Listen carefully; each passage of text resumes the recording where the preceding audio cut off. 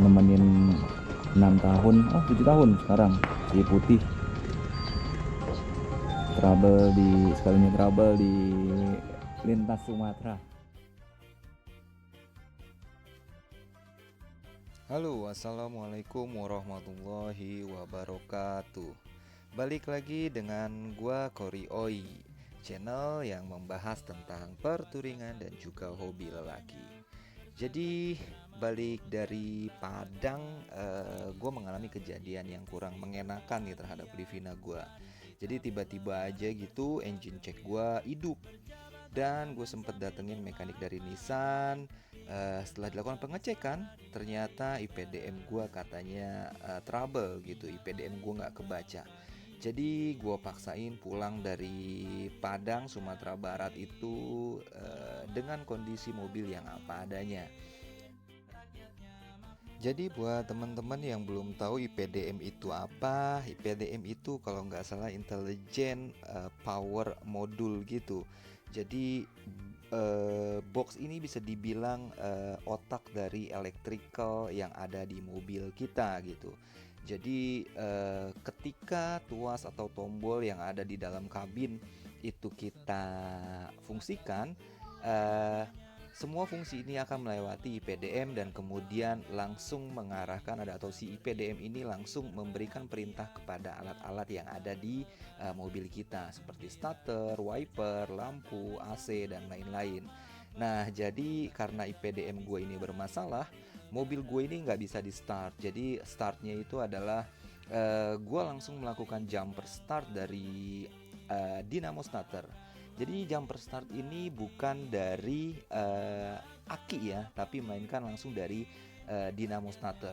Jadi gue langsung ngaduin baut kecil dan baut besar yang ada di starter menggunakan obeng panjang. Kemudian mobil gue bisa hidup gitu. Wiper di mobil gue juga mati, klakson masih bisa hidup, AC mati, dan kemudian lampu itu tidak bisa lampu jauh, lampu dekat. Kemudian extra fan gua itu hidup terus gitu. Jadi kalian bisa bayangin gimana tersiksanya gua bawa mobil sejauh kurang lebih 1400-an kilometer dari Padang ke Jakarta. Nah, buat yang pengen tahu gimana caranya gua ngidupin mobil, begini caranya nih kalau gua starter.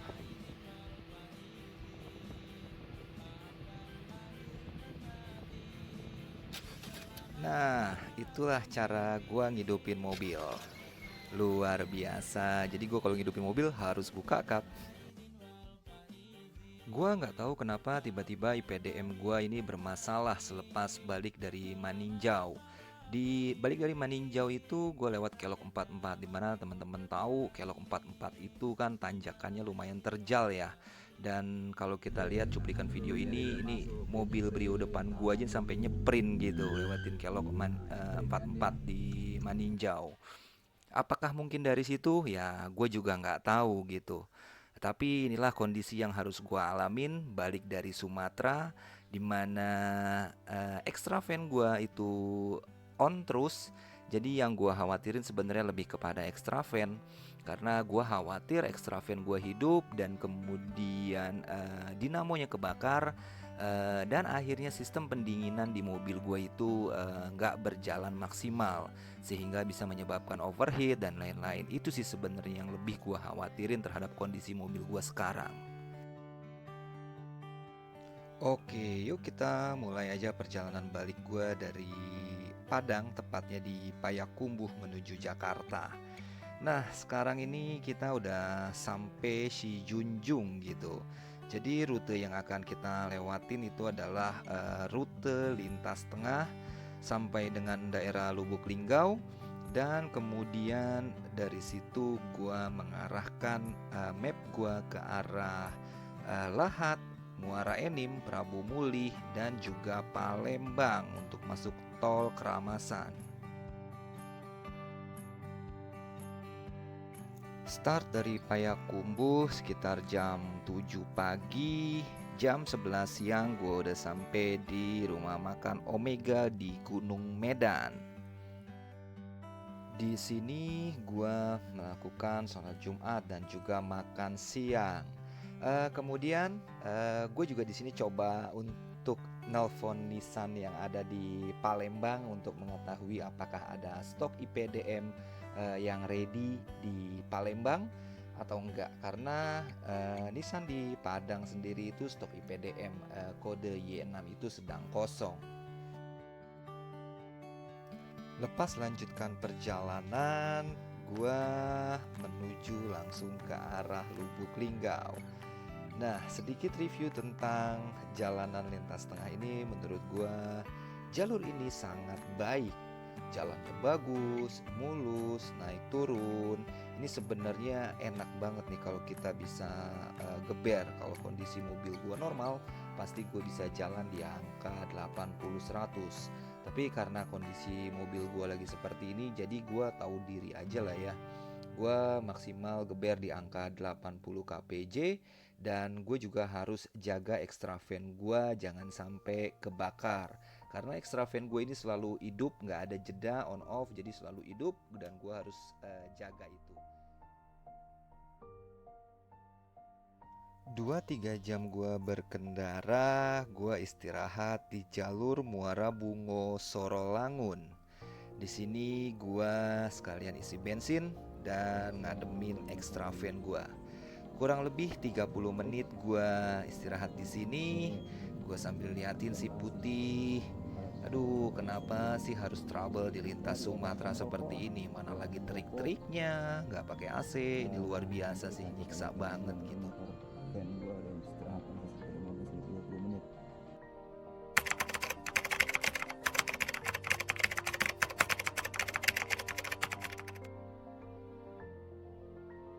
Kemudian kita lanjutkan perjalanan kita. Sekarang gue udah sampai di Bangko Sorolangun. Nah, di sini nih gue masuk udah sekitar sore hari. Dan gue sempet kaget gue di sini karena kondisi kendaraan bermotor di sini, penduduk lokalnya tuh bisa dibilang cukup ramai. Dan di sini sepanjang perjalanan gue melihat ada 2 insiden kendaraan bermotor gitu.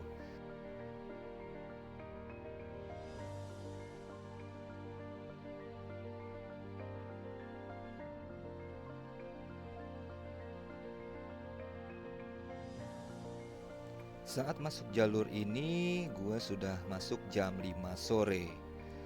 Kayaknya gue nggak mungkin untuk melakukan perjalanan di malam hari. Untuk itu, gue dan keluarga memutuskan untuk beristirahat di daerah Sorolangun. Gue transit di daerah Sorolangun untuk ngelempengin badan dan juga pastinya ngedinginin extra fan gue agar nggak kebakar. Biar besok pagi gue bisa gas normal dari Sorolangun menuju Jakarta.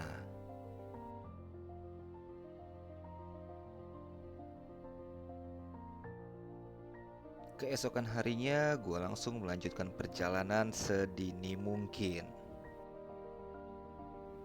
Gue lanjutkan perjalanan dari Sorolangun menuju Lubuk Linggau kurang lebih sekitar jam 6 kurang seperempat.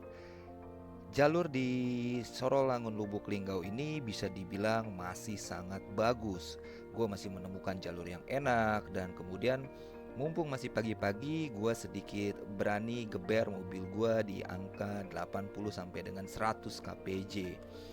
Enak banget sih jalur lintas tengah ini karena bener-bener jalanan bagus, rapi, apalagi masih pagi begini ya. Oh iya, satu lagi, di jalur ini gue menemukan hal yang unik nih, dimana gue menemukan adanya rute atau tanda peringatan adanya hewan yang menyeberang jalan.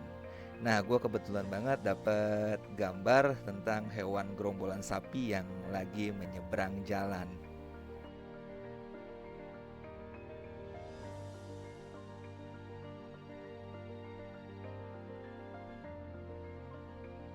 Seru banget sih perjalanan mudik gua kali ini, karena gua banyak banget menemukan hal baru ya. Mulai dari gua harus berjuang terhadap trouble di mesin gua menemukan adanya kejadian unik, hewan-hewan nyebrang jalan. Pastinya ini juga sesuatu hal yang baru untuk anak gua yang gak akan pernah ditemuin di Jakarta.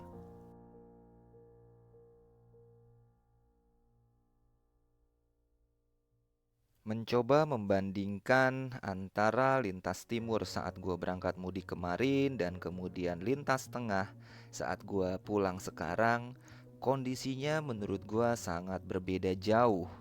Di mana lintas timur itu jalanannya ya, kalau menurut gua itu sangat nggak enak gitu.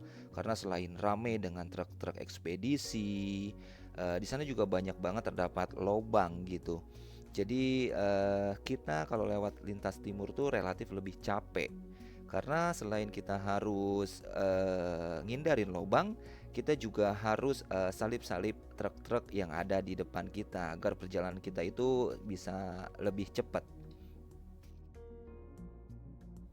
Akan tetapi, lintas timur sendiri bukan berarti tidak mempunyai kelebihan. Kelebihan dari lintas timur sendiri itu adalah jarak tempuh yang lebih pendek. Gua masih ingat ketika gua berangkat kemarin ke Padang, jarak tempuh yang harus gue lewat dari lintas timur itu adalah 1250 km. Sedangkan kalau kita lewat lintas tengah, kita makan kilometer itu lebih dari 1400 km. Walaupun secara maps, waktu tempuh yang kita habisin itu kurang lebih hampir sama.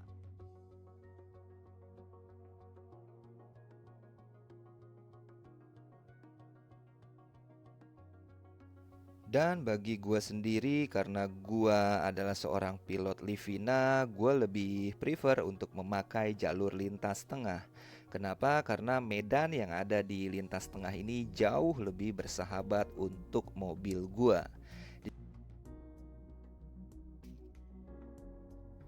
2,5 jam gue melakukan perjalanan dari Sorolangun, akhirnya gue tiba di daerah Lubuk Linggau.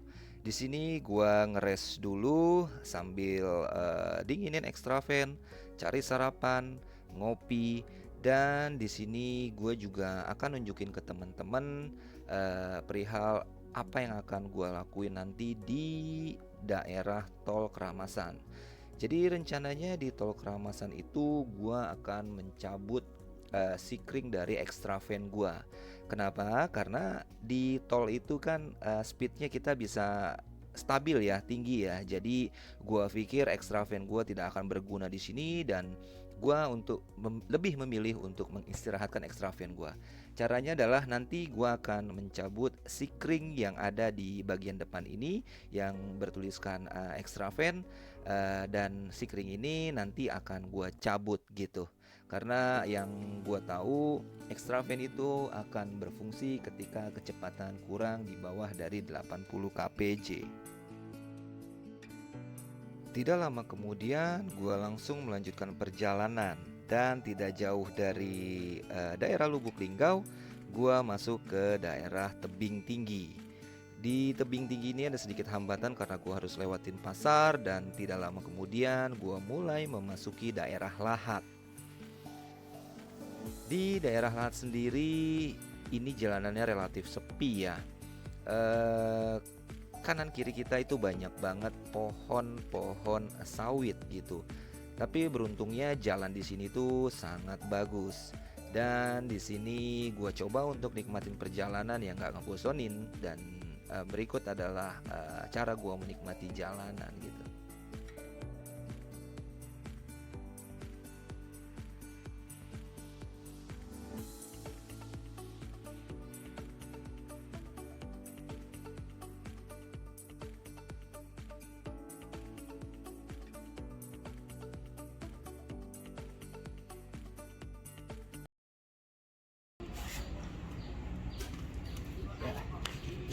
Udah sampai Muara Enim, dikit lagi Prabu Muli akibat BDM mati, Nah, AC ketika mati.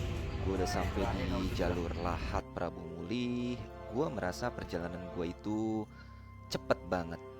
Karena gak lama kemudian, itu sekitar jam 8 malam, gue udah mulai masuk pintu tol Keramasan.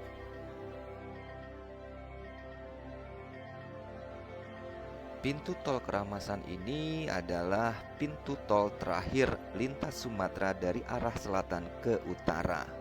Jadi gua ngerasa ketika udah sampai sini tuh udah deket banget.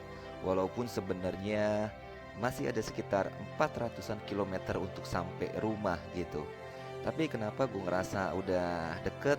Mungkin karena di tol ini suasananya itu udah lebih ramai, sehingga kalaupun terjadi apa-apa terhadap mobil gua, pastinya akan dapat penanganan yang cepat gitu.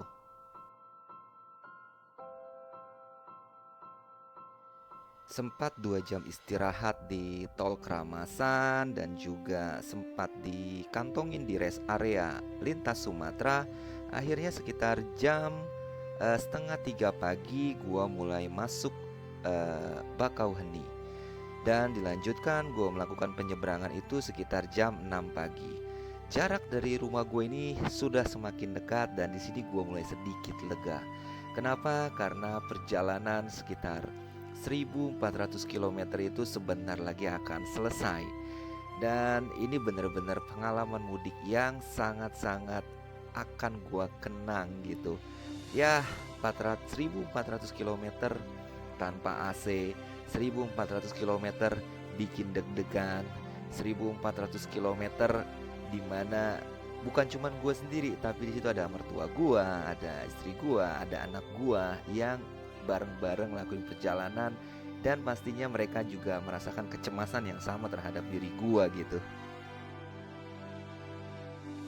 Di samping itu, gue juga merasakan kepuasan batin karena gue berhasil mengantarkan anak gue ke kampung halaman dari kakeknya.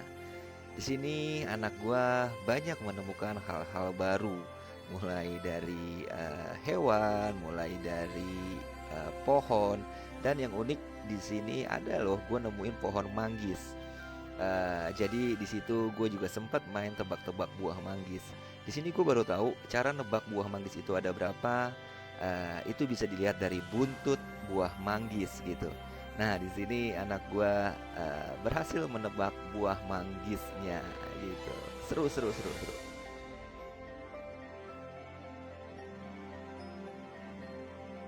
Dan demikianlah perjalanan balik mudik gue dari Padang, Sumatera Barat menuju Jakarta. Luar biasa banget pengalaman mudik gue kali ini. Setelah tibanya sampai di Jakarta, gue langsung melakukan pengecekan terhadap IPDM gue. Dan ternyata IPDM gue itu tidak bermasalah. Setelah dilakukan pengecekan, ternyata ada satu kabel yang putus dari satu soket. Jadi soket tersebut berisi 9 kabel, dan satu kabel itu putus dari pin soketnya. Luar biasa, Masya Allah.